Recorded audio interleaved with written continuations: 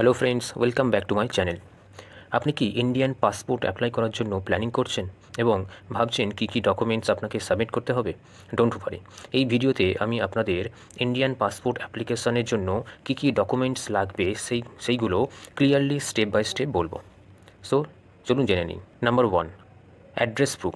So আপনাকে address proof হিসাবে যে ডকুমেন্টস আপনাকে সাবমিট করতে হবে বা যে ডকুমেন্টস আপনি সাবমিট করতে পারবেন সেগুলো হলো আপনার Aadhaar card, voter ID, electricity bill বা ওয়াটার বিল বা গ্যাস কানেকশানের বিল এবং ব্যাঙ্ক স্টেটমেন্ট উইথ অ্যাড্রেস এবং রেন্ট এগ্রিমেন্ট। সো এই ডকুমেন্টসগুলোর মধ্যে কোনো একটি ডকুমেন্টস আপনি অ্যাড্রেস প্রুফ হিসাবে আপনি submit. Number 2, date of birth.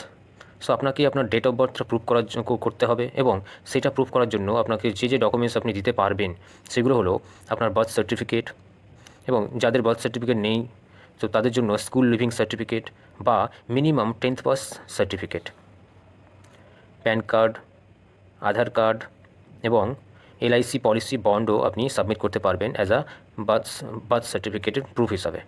Number 3, additional documents if applicable. তো যদি অ্যাপ্লিকেবল হয় তাহলে এই ডকুমেন্টসগুলো আপনি সাবমিট করতে পারবেন। যেমন আপনি যদি গভর্নমেন্ট বা পিএসইউ এমপ্লয়ি হন তাহলে আপনাকে নো অবজেকশন সার্টিফিকেট দিতে। আপনি যদি ম্যারিড হন তাহলে আপনাকে ম্যারেজ সার্টিফিকেটও সাবমিট করতে হবে। এবং আপনি যদি ডিভোর্সি হন তাহলে আপনাকে ডিভোর্সের পেপার, এবং যদি উইডো বা বিধবা হন তাহলে আপনাকে আপনার স্পাউসের ডেথ সার্টিফিকেট, মানে সেটা হাজব্যান্ড বা ওয়াইফ যেটাই হবে, তো ওনার ডেথ সার্টিফিকেট আপনাকে সাবমিট করতে হবে। এবং অ্যাপ্লিকেন্ট যদি মাইনর হয়, মানে বিলো 18 হয়, তাহলে তার বার্থ সার্টিফিকেট সাবমিট করতে হবে এবং পেরেন্টসের পাসপোর্ট কপি, মানে বাবা বা মায়ের পাসপোর্ট কপি সাবমিট করতে হবে। Number 4, photograph.